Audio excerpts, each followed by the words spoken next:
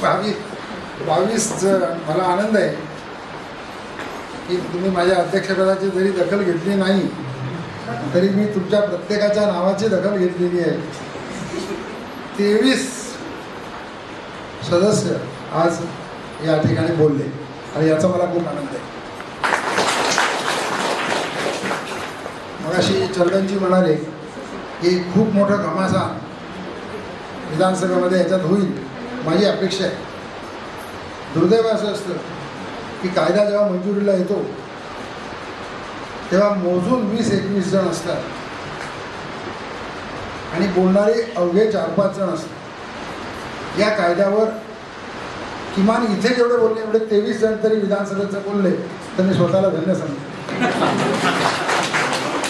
तुम्ही या सर्वांनी, मला आनंद काय झाला, तुमचा मला अभिनंदन करायचं की तुमच्या बऱ्याच जणांच्या हातामध्ये मी कायदा पाहिला. जर हात वर करा बरोबर, ज्यांच्या कायदा घेऊन हात वर करा. कोणाकोणाच्या हातात आहे?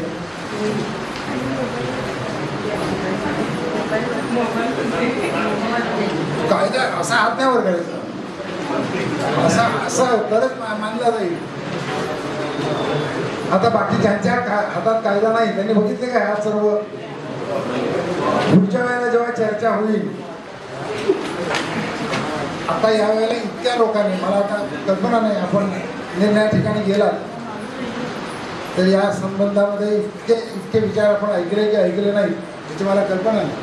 पण मी स्वतः गेल्या अनेक वर्षामध्ये कदाचित पहिल्यांदा मला इतका चांगला अनुभव आला की संघटनेच्या कार्यकर्त्यांनी कायदे वाचलाय, अभ्यास केलाय, जे काही त्यांचं मत आहे ते या ठिकाणी येऊन त्यांनी व्यक्त केलं आहे.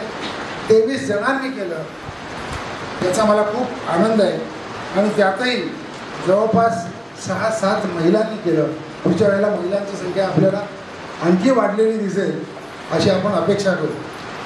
आणि मी या निमित्ताने तुम्हाला एवढंच सांगेन की डोळसपणे जे ज्ञानेश्वरांनी सांगितलं की कर्माला डोळे फुटावे, तसं डोळसपणे आपण सर्व काम केलं पाहिजे. डोळसपणे पाठिंबा दिला पाहिजे आणि डोळसपणे विरोध केला पाहिजे. जे आपल्याला करायचं असेल ते आपण डोळसपणे केलं पाहिजे. आता इथे हा पडदा आल्यामुळे आपला मागचा पडदा आपल्याला आता दिसत नाही, पण तो पडदा बापूजींचा आहे आणि आपण यासाठी प्रतिबद्ध आहोत की बापूजींच्या मार्गावर आपण चालण्याचं ठरवलेलं आहे पहिल्यापासून. मग अशी अशोक म्हणाला आणि त्याला तुम्ही सर्वांनी जोरदार टाळ्या वाजवल्या की भाऊला तुम्ही हात टाकून बघा, आम्ही आमच्या आईचा वगैरे काय करतो. मला तुम्हाला सांगायचं आहे की आपल्या संघटनेचा इतिहास आहे की सरकारने मला हात टाकलं होतं ना, 1 वर्ष मला इथे येऊ दिलं नव्हतं, माझ्या 302 दाखल केला होता. पण त्यावेळेला अहिंसक राहून मी असताना संघटना जेवढी वाढली त्याच्यापेक्षा चौपट तुम्ही वाढवली होती अहिंसक राहून. आणि तीच आपल्याला कळायला पाहिजे की सरकारने आम्हाला, तुम्ही अत्याचार आमच्यावर करून बघा, मग पुढच्या कसे निवडून येणार एवढं आम्ही उभं करतो. एवढं आज आपल्याकडे हत्यार कोणतं आहे सर्वात महत्वाचं? संविधानाने दिलेलं महत्वाचं हत्यार आहे मताचं. या मताच्या आधारावर आपण सरकार बनवू शकतो आणि सरकार उलथवू शकतो. आणि सत्ताधाऱ्यांना, सरकारला, कोणालाही जर कसली भीती असेल तर ती संघटित विकल्या न जाणाऱ्या मताची आहे. माझी तुम्हाला सर्वांना विनंती आहे की कधीही भविष्यामध्ये मताचे विकली न जाणारी संघटना करा. जी आज आपल्या ओळख आहे ना अशीच ठेवा, कारण आता मताचा भाव लावण्याची स्पर्धा लागलेली आहे. मला बाकी काही बोलायचं नाही, जिथे बोलायचं त्या व्यासपीठावर बोलेन, पण मताला कधीही नव्हता एवढा भाव आता लागले असताना एक संघटना त्या अवघडामध्ये उभी राहते, हे महत्वाचं आहे. आणि असंच जर राहिलं ना तर मी तुम्हाला सांगतो, हा कायदा आला काय आणि याच्यासारखे 10 कायदे जरी आले तरी आपल्या संघटनेला तो धोका नाहीच, पण दुसऱ्या कुठल्याही संघटनेला धोका निर्माण झाला तर आपली संघटना शांत करण्यावर कारण ते संविधानाने दिलेली ताकद आपल्याकडे आहे. मगाशी सोनू म्हणाली मला सहज, म्हणजे यामध्ये जे काही उद्देश कारण नक्षली, मग नक्षलवाद, मग पुस्तकं असणं, नक्षलवादाची पुस्तकं माझ्याकडे तर भरपूर आहेत. नुसती पुस्तकं नाही, कारण मी सर्व वाचतो. मी गीता वाचतो, मी पुराण वाचतो, मी गीताही वाचतो, मी विचारधन वाचतो. त्याचबरोबर मी मार्क्सचं दास कॅपिटलचं सुद्धा वाचतो. माझ्या वाचनावर तुम्ही कोण बंदी आणणार? मी काय वाचायचं, कोण काय नाही ते, आणि मी काय वाचतो याच्यावर तुम्ही काय ठरवणार? मला वाचनाचं स्वातंत्र्य या देशाच्या संविधानाने दिलंय. कुठल्याही देशाचं सरकार, राज्याचं सरकार ते माझ्या वाचनाचं स्वातंत्र्य काढून घेऊ शकत नाही. घेतलं तरी या देशाचं संविधान मला सर्वोच्च सुप्रीम कोर्ट आहे ना. सरकारने जरी असं धरून चला, सरकारने जरी चुकीचा कायदा केला तरी तो करायचा अधिकार आहे, तो कायदेमंडळ आहे. पण तो जर घटनेच्या मूलभूत अधिकाराच्या विरोधामध्ये असेल तर तो रद्दबातल करायचा अधिकार संविधानाने भारताच्या सर्वोच्च न्यायालयाला दिलेला आहे, हे लक्षात ठेवा. म्हणून बहुमताच्या जोरावर आम्ही काही करू असं चालत नाही, कुणालाही नाही चालत. म्हणून कायदे मंडळात कायदा करताना याचा विचार करावा लागतो की हा संविधानाच्या चौकटीमध्ये आहे का नाही. संविधानाची चौकट काय सोनून जे सांगितलं तर अनुच्छेद 19 महत्वाचं. मग अनुच्छेद 19 म्हणजे स्वातंत्र्याचा अधिकार. असंख्य वेळा तुम्हाला सर्वांना शिकवलेले आहे. इथे तुम्ही 167 लोक आहात, 157, आणि 157 पैकी मला असं वाटतं की 140 तरी मी शिकवलेलं संविधान ऐकलेले लोक आहेत. बरोबर आहे का? चूक आहे? आज 10-15 इथे तिथे असू शकतील की जिथे ज्ञान त्याला नाही आलं. तेव्हा अनुच्छेद 19 जो स्वातंत्र्याचा अधिकार आहे तो आपल्या संविधानाचा आणि आपल्या भारतीय नागरिकत्वाचा कणा आहे की मी बोलायला, मला काय बोलायचं हे मी ठरवणार आहे. मी बोललेलं चुकीचं असेल कारण माझ्या प्रत्येकाच्या स्वातंत्र्याला मर्यादा आहे, उंबरठा, तर सरकार माझ्यावर कारवाई करेल. पण मी काय बोलायचं आहे तुम्ही नाही ठरवू शकत. मला अभिव्यक्त व्हायचं आहे, माझी चंदनजी म्हणाले, तर काय लिहायचं चंदनजीने? हा त्यांनी चुकीचं लिहिलं तर सरकार कारवाई करेल. पण त्यांनी किंवा एखाद्याच्या विरोधी लिहिलं तर आपण नुकसानीची करतील. पण त्यांना लिहिण्यापासून कोणी परावृत्त नाही करू शकत. लक्षात मला एक गोष्ट, आणि मी तुम्हाला दोघांना सांगेन या निमित्ताने, की भारतीय संविधानामध्ये अनुच्छेद 19 मध्ये जो एक महत्त्वाचा अधिकार आहे तो संघटना स्वातंत्र्याचा अधिकार आहे. आमचे प्रतिनिधी म्हणून तुम्ही जिथे जिथे जाल तिथे याचा उल्लेख करा की कोणत्याही परिस्थितीमध्ये भारताच्या संविधानाने, आणि मला आनंद झाला की आपण वारंवार बाबासाहेबांचं नाव घेतलं, मला आनंद झाला. ते कशाकरता घेतलं मला माहिती नाही, आपण चांगला हेतूच्या दृष्टीने. त्यामुळे बाबासाहेबांनी जे संविधान दिलेलं आहे, जे केवळ बाबासाहेबांनी दिलेलं नाही, तर बाबासाहेब मसुदा समितीचे अध्यक्ष होते, संविधान सभेचे अध्यक्ष बाबू राजेंद्र प्रसाद होते, सरदार वल्लभभाई पटेल मूलभूत अधिकार समिती याच्या संदर्भामध्ये आपण बोलतो त्याचे अध्यक्ष होते. तर अनुच्छेद 19 हा इतर राष्ट्रांच्या पेक्षा आपल्याला खूप महत्त्वाचा अधिकार दिला की ज्यात नागरिकांना संघटना स्वातंत्र्याचा अधिकार दिला. या संपूर्ण कायदा बनवताना त्या संघटना स्वातंत्र्याची पायमल्ली चुकून सुद्धा आम्ही करत नाही ना हे बघावं लागेल. काळजीपूर्वक 100 वेळा हा विचार करू. दुसरं काय की भारताच्या संविधानाने आणखी एक महत्त्वाचा अधिकार अनुच्छेद 19 मध्ये दिला. तो असा दिला की विनाशस्त्र एकत्र जमण्याचा अधिकार. मग विनाशस्त्र एकत्र जमून जी संघटना करत असेल त्याला चुकून सुद्धा याला धक्का लागणार नाही ना कोणत्याही. म्हणजे काय आपण आपल्यापुरतं बोलायचं का? आपल्यापुरतं नका बोलू, कारण आपण समर्थ आहोत. लक्षात घ्या, कायद्याचा विचार करताना आपल्याकरता नका करू, कोणाचा विचार करा?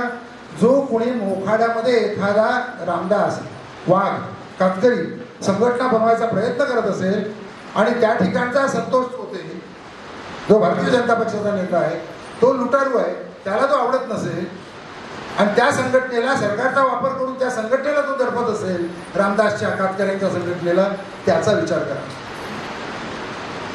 आपला नका विचार करू. अशा अनेक लोक आहेत, हे दाखवून दिलेलं आहे. इतिहासाने चंदनची जरा साक्ष राहतील की प्रस्थापितांच्या विरोधामध्ये जेव्हा बोलतात तेव्हा प्रस्थापितांना नको ते नक्षलवादी असतात. आम्ही काय नक्षलवादी? मी तर गांधीवादी होतो, कट्टर समाजवादी होतो, जयप्रकाश नारायण यांचा अनुयायी होतो. मग आम्ही काय नक्षलवादी? कारण आम्ही प्रस्थापितांच्या विरोधात बोललो. आम्ही कोणाचं बोललो? त्या मालकाच्या विरोधामध्ये आम्ही बोललो.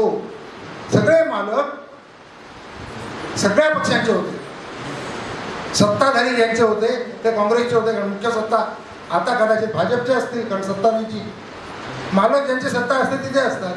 आम्ही मजुरांची बाजू घेतली, आम्ही नक्षलवादी ठरवतो. असंच ठरवलं जाईल नक्षलवाद्यांना, लक्षात घ्या. खरे नक्षलवाद्यांना आपण बाजूला राहू आणि जे संघटना आम्हाला नको, कारण उद्या वाढवण बंदराला विरोध करणारे नक्षलवादी दाव टाकून द्या. वाढवण बंदराला विरोध करतात ना, त्या टाकून द्या.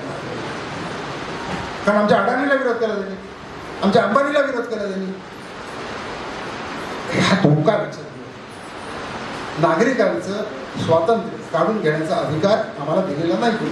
कारण आम्ही आज सत्तेत आहोत, आज आहोत, उद्या नाही आहोत. संविधान हे येणाऱ्या पिढ्यांसाठी, ते पिढ्या संविधान हे आम्हाला मार्गदर्शक आहे. आम्ही काय असं केलं की भारताच्या या उसगाव ही अशी भूमी आहे, मला खास उल्लेख करायचा आहे त्याचा, आणि संघटनेनं त्याचा जितका म्हणून प्रचार करता येईल तेवढा करा.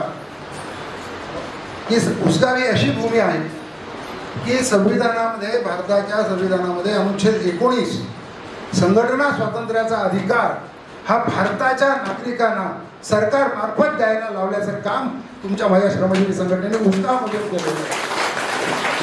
पंतप्रधान होते पण राजीव गांधी, मी सल्लागार समितीमध्ये होतो राजीव गांधी, ग्रामविकासच्या, वेठबिगारीच्या, आणि त्यावेळेला विषय आला की हे पैसे पोचत का नाहीत, फक्त 17 पैसे पोचतात 100तले, हे लोकांच्याकडे पोचत का नाही. आणि जेव्हा मी आपला अनुभव सांगितला की वेठबिगार मुक्त होत नव्हते, कारण ते वेठबिगार मुक्त झाले तर तुमचे सरकारचे लोक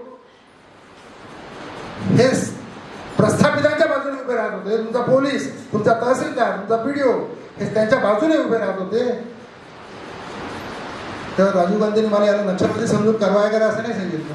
त्यांनी मला विचारलं काय केलं त्यासाठी, आणि मी म्हटलं की भारताच्या संविधानाने अनुच्छेद 19 मध्ये संघटना स्वातंत्र्याचा अधिकार दिले. मी लोकांना संघटित केलं, आणि लोकांना संघटित करून मी त्या ठिकाणी गेलो, आंदोलनं केली की माझा अधिकार आहे, माझा अधिकार मला मिळाला पाहिजे.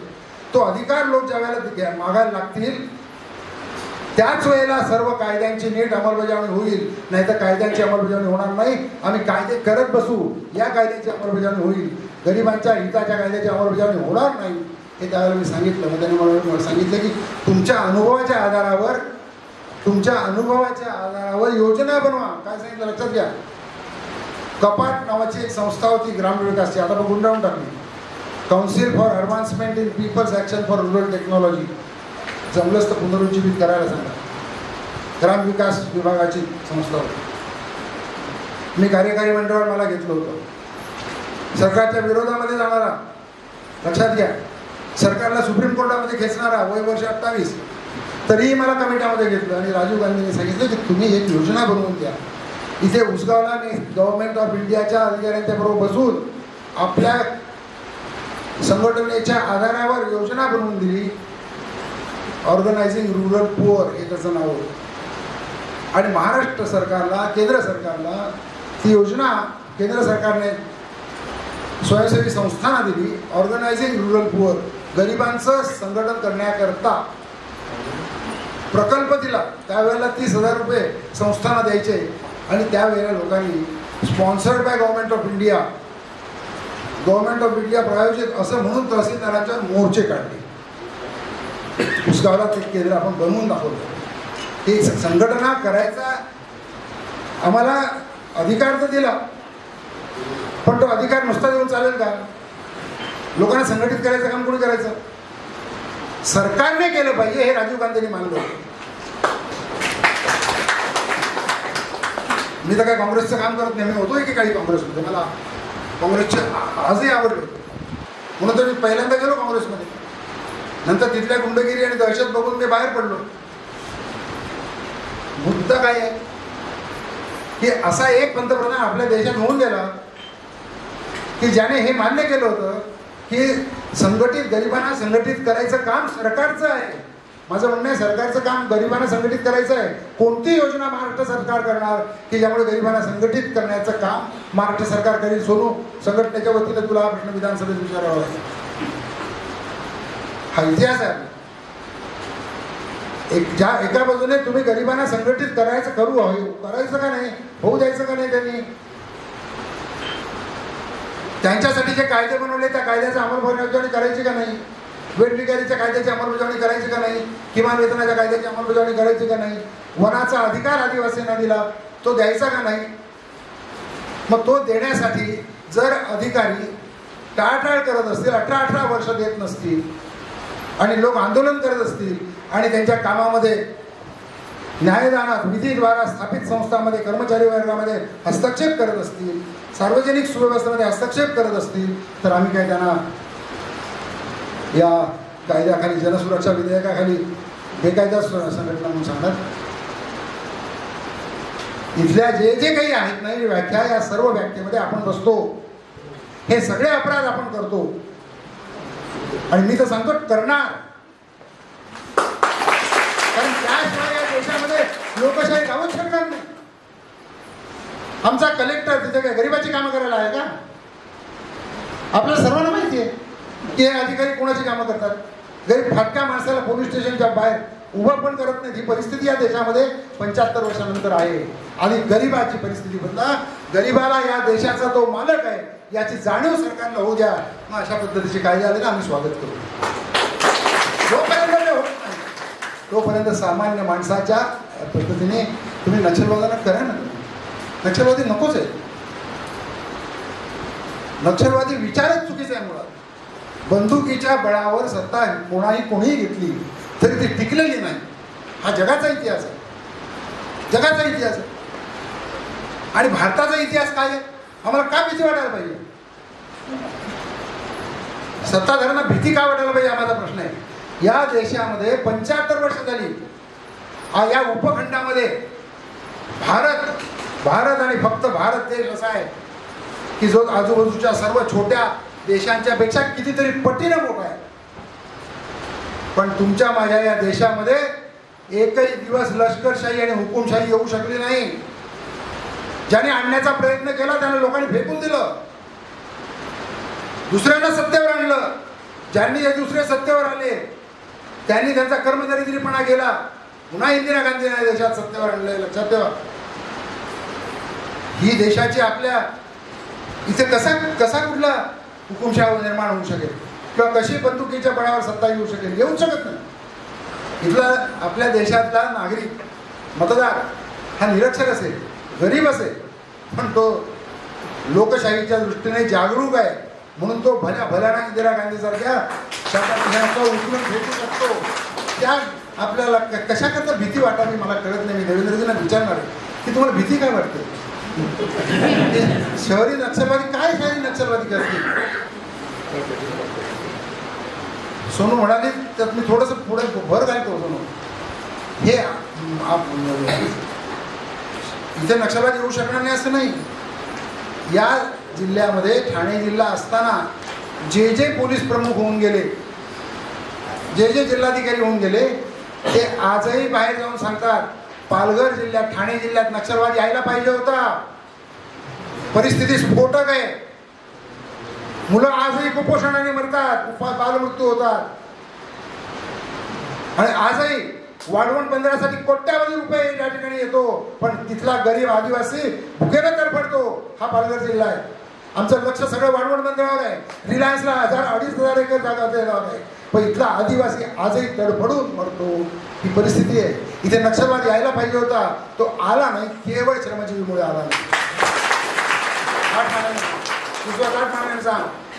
अनेक अधिकारी सांगतात की पालघर ठाणे जिल्ह्यामध्ये त्यावेळेला नक्षलवाद येण्यासारखी परिस्थिती होती, पण श्रमजीवी संघटनेच्या चिवट आंदोलनांच्यामुळे आणि चिवट कार्यकर्त्यांच्यामुळे नक्षलवाद आला नाही. जर आम्ही अशा पद्धतीने संघटना छोट्या छोट्या वाढणाऱ्या चिरडून टाकल्या तर आम्ही नक्षलवादाला निमंत्रण देऊ. चंदनजी फार धोक्याचा इशारा देतील की आम्ही नक्षलवादाला निमंत्रण देऊ. जसं तो हा म्हणाला नक्षलवादी अहिंसेने काहीच होत नाही, असं नका करू देऊ. आम्ही आमचा हा आतापर्यंतचा राहिला की आम्ही शांतपणे राहिलो, आम्हाला निधी कमी मिळाला, गडचिरोलीला बंदुका लोकांनी हातात घेतल्या, सगळा पैसा गडचिरोलीला दिला. हा इतिहास आहे, हा इतिहास आहे.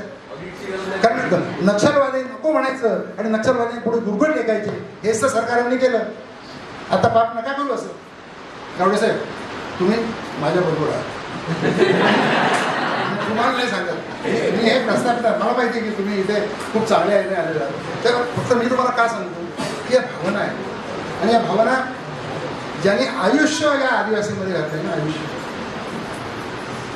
मी मोकळ्या वेळात उद्योगधंदा म्हणून नाही केला, माझं आयुष्य केलं, आणि जे जे सफर करता येईल ते सगळं केलं. 302 माझ्यावर झेलले, 1 वर्ष बाहेर काढलं, सगळं केलं. आम्हाला बदनाम केलं, आम्हाला मारलं, काहीही केलं, ते सगळं आम्ही सहन केलं. पण आम्ही अहिंसा सोडली नाही. त्यामुळे आम्हाला हे बोलायचा अधिकार आहे. विधानसभेमध्ये तुला बोलायचा अधिकार आहे, पूर्णपणे बोलायचं.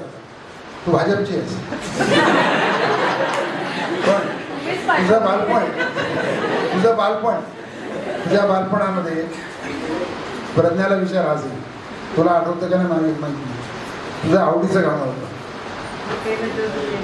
ती असं म्हणायची, रुके जो झुके जो, रुके न जो झुके न जो, दबे न जो, मिटे न जो. म्हणा बरं, रुके न जो झुके न जो, दबे न जो, मिटे न जो, आमो इनकलाब है, जुल्म का जवाब है, हर शहीद हर गरीब का हमी तो ख्वाब है, रुके न जो. हे नक्षलवादी गाणं आहे, हे नक्षलवादी गाणं आहे. तुमच्या सर्वांच्या आवडीचं गाणं. म्हणा बरं, तोड मर्दा तोडीचा कोरी, तोड मर्दा तोडीचा कोरी, अरे तोड तोड तोड तोड तोडीचा कोरी, तोडीचा कोरी. शेवटचं लग्न फक्त शेवटचं म्हणतो, म्हणजे ते याच्या संदर्भात. अरे दिल्लीच्या वाटेला कुपान हाय, दिल्लीच्या वाटेला कुपान हाय, संसद नावाचं दुकान हाय, संसद नावाचं दुकान हाय, स्वातंत्र्य स्वातंत्र्य कशात हाय, स्वातंत्र्य स्वातंत्र्य कशात हाय, कोणी मागे त्याला बंदूक हाय, कोणी मागे त्याला बंदूक हाय, तोड मर्दा तोडीचा कोरी, तोडीचा कोरी. नक्षलवादी गाणं.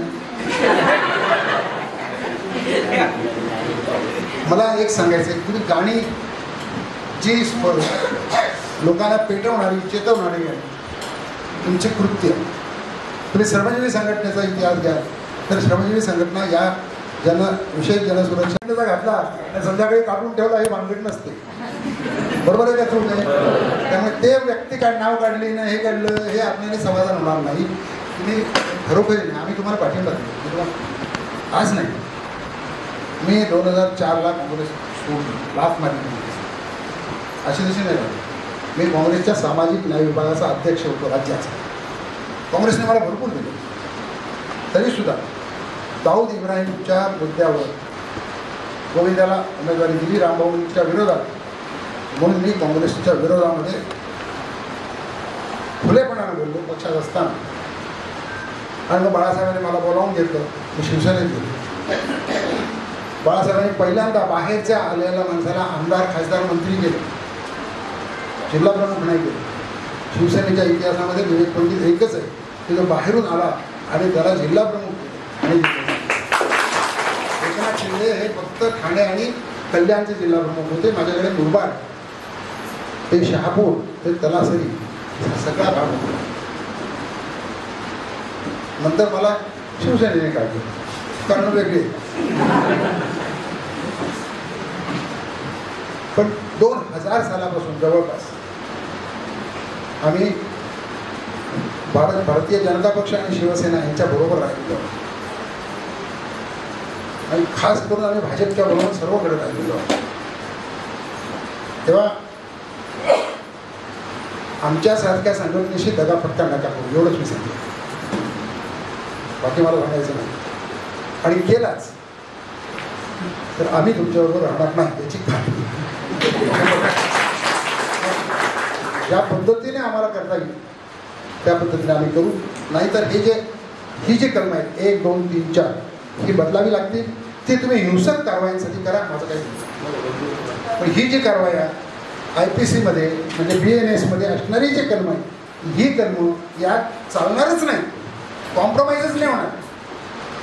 ज्यासाठी तुम्हाला BNS आहे, BNSS आहे, तुम्ही बाकीचे टाका ना, करा सगळं. नक्षलवादी जिथे जिथे म्हणून तुम्हाला वाटेल ते करा, पण सरकारी कार्यालयामध्ये जाऊन त्या अडथळा आणणं हे आणणं ते करता आहेत ना कायदे नवीन कशा करता. हे 1, 2, 3, 4 सोडून बदलले पाहिजे. ते बदलले तर आपल्या याला काही विचार, आपला काही विरोध. जनसुरक्षा विधेयक आला पाहिजे. नक्षलवाद्यांना पाळबंद घातला गेला पाहिजे.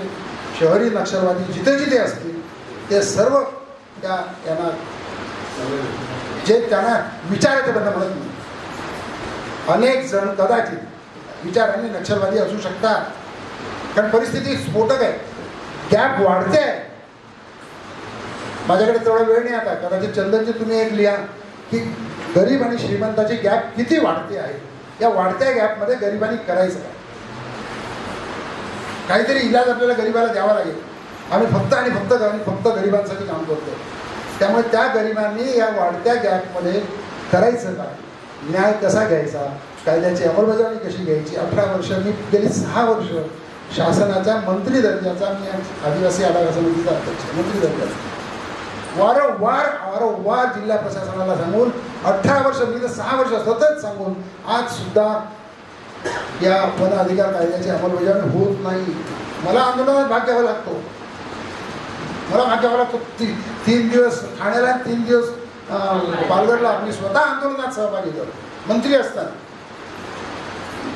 मला खरं म्हणजे काढून टाकायला पाहिजे होतं, पण मी काय करणार त्याला. जर मी सांगतोय त्याचं होत नाहीये अशी परिस्थिती आहे चंदनजी. आपल्याला कसं यात गरिबांच्या संघटना ज्या आहेत अहिंसेने काम करतात त्यांना वाचवलं पाहिजे, त्यांना प्रमोट केलं पाहिजे. मी म्हणतो एका वेळेला हे करत असताना दुसऱ्या बाजूला अशा संघटना प्रमोट करणारी एखादी योजना करा की गरिबांना संघटित करण्याकरता आम्ही आमच्या शासनामार्फत प्रयत्न करतो. करा गरिबांनी संघटित. जे राजीव गांधींनी केलं 40 वर्षानंतर आम्ही काय नाही करू शकत. ऑर्गनायझिंग रुरल पुअर उसगावमधून बनवलं, नवीन पुन्हा उसगावमधून बनवायला माझी तयारी आहे की गरिबांना संघटित करण्याकरता एखादी वेगळी योजना आम्ही देऊ आणि महाराष्ट्रातल्या गरिबांना होऊ दे ना संघटित. ते गरीब तुम्हालाच मतदान करणार आहेत, लाट्या बळीच फक्त करतील असं नाही. हे सगळे गरीब आले तर तेव्हा सगळे तुम्हाला करू शकतील मतदान, अशी व्यवस्था याच्यामध्ये आहे. मला तुम्हाला विनंती एवढीच करायची अध्यक्ष म्हणून शेवटी की तुम्ही आमचे दूध द्या, आमच्या भावांना पोचवा. आमचा याला विरोध नाही आहे हे सांगा, आमचा याला विरोध नाही. फक्त 1, 2, 3, 4 जे आहे इतकी ॲम्बिग्युटी चालणार नाही आणि ज्यामध्ये इतर तरतुदी करता येऊ शकतात त्यात हे नको. एवढं फक्त 1, 2, 3, 4 बदला, बाकी हा कायदा जसाच्या तसा आणा. आमचा तुम्हाला पूर्ण पाठिंबा आहे. मला असं वाटतं की पुन्हा एकदा तुम्हा सर्वांची इतक्या मोठ्या संख्येने रामभाऊ हॉल वाढवावा लागेल. म्हणजे आता लोकांना बाहेर बसायला लागेल बघा, बाहेर बसलेले आहेत. पण तुम्ही इतक्या मोठ्या संख्येने तुम्ही आलात, चर्चेत सहभागी झालात. यापुढे लक्षात ठेवा की आपल्याला अधिक चर्चेत सहभागी व्हायचं आहे. नुसतं कोणीतरी बोलेल आणि आपण ऐकायचं जायचं असं करायचं नाही. संघटनेच्या सभांना सुद्धा, बैठकांना सुद्धा त्या पद्धतीने करा आणि चांगले नागरिक, आपल्या देशाचे अहिंसक नागरिक, उदात्त असं संविधान आपल्याला मिळालेलं आहे. त्या संविधानाचे पायी होणारे नागरिक आपण बनू.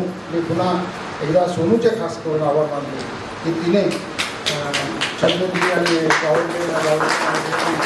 बोलावलं. त्यांना येताना खालची थोडीशी गैरसोय झाली असेल, पण ते काल पुण्याहून निघाले दुपारी आणि इथे येऊन थांबले. आपल्या जवळच त्यांना इथे आपल्याला व्यवस्था नसल्यामुळे आपण जवळच त्यांची व्यवस्था केली आणि दोघांनी अतिशय चांगलेपणाने, खूप चांगल्या पद्धतीने विषय मांडला. विशेषतः चंदनजींनी जवळपास 2 तास, म्हणजे ते प्राध्यापक आहे त्यांचं मला खात्री पडली की ते 2 तास 45 मिनिटं असतं ना तुला कंटाळा न येता आणि ज्याचा चांगला वापर केला तुम्ही, ऑडिओ व्हिज्युअलचा चांगला वापर केला. त्यामुळे लोकांना नक्षलवादाचं गांभीर्य कळलं, फोटोमुळे गांभीर्य कळलं. त्यामुळे तुम्ही तो विषय मांडू शकलात आणि तुमच्या लक्षात आलं असेल तर तुम्ही मांडत असताना मला भीती वाटायला लागली की आता सगळे हे तुमच्याबरोबरच मतदान करणार पण तुमचं कौशल्य अतिशय चांगलं आहे. तुम्ही उत्तम दर्जाचे शिक्षक आहात हे मी तुम्हाला खात्रीने सांगेन. बरोबर आहे. तुम्ही सुद्धा त्या पद्धतीने अवघड कायदा समजावून सांगण्याचा प्रयत्न केला त्याबद्दल मी तुम्हाला मनापासून धन्यवाद देतो. ह्या ज्या काही नोट्स असतील तुझ्या त्या नोट्स काढून त्याला पोचव. दुसरं हिंदवी, रुपेश, नीलम समर्थनचे लोक तिथे आहेत आज कुठं कुठे आहेत? हा स्नेहा. तर समर्थन ही आपली संस्था आहे. 30 जूनला विधानसभेचं अधिवेशन सुरू होईल विधिमंडळाचं. तर त्यावेळेला 1-2 दिवसात ते सोनूबरोबर बसून माननीय मुख्यमंत्र्यांची वेळ घ्या आणि 1 दिवस 3-1 तास हे दोघी देवेंद्र गावंडेशी मी बोललो आहे. आपण त्यांना आता कळवलं तर देवेंद्र गावंडे स्वतः येतील. संदीप पाटील यांनी हा कायदा ड्राफ्ट केलेला आहे ते येतील. आपण आणखी विरोधी पक्षाचे सुद्धा कोणी असतील, आमदार असतील त्यांनाही आपण निमंत्रित करू. या समितीचे चंद्रशेखर बावनकुळे अध्यक्ष आहेत त्यांनाही निमंत्रित करू आणि ही चर्चा आपण मुंबईला विधानसभा चालू असताना घेऊ की ज्यामुळे ज्यावेळेला विधानसभेत हे विधेयक येईल त्यावेळेला आमदारांना बोलण्याकरता पुरेसे मुद्दे असतील आणि जे काही विधेयकाचं होणार आहे ते शेवटी विधानसभेमध्ये होईल. आपण काही ठरवू शकत नाही काय होणार काय नाही, परंतु आपण आपले इनपुट्स त्याकरता आपण देण्याकरता ही समर्थनतर्फे आपण मीटिंग घेऊ. त्यावेळेला तुम्ही सर्वजण येणार? मुंबईला सर्वजण येणार का? वाचून अभ्यास करून येणार? तेव्हा आपण 30 तारखेनंतर लगेचच त्याच आठवड्यामध्ये जुलैच्या पहिल्या आठवड्यात यांचीही वेळ घ्या. जागा कुठली ते पहा. माननीय मुख्यमंत्र्यांची वेळ आधी घ्या. मला पुन्हा एकदा तुम्हाला मनापासून धन्यवाद द्यायचे आणि आजचं सत्र संपलं असं सांगू. संघटनेच्या काही सूचना असतील तरी एक शब्द आले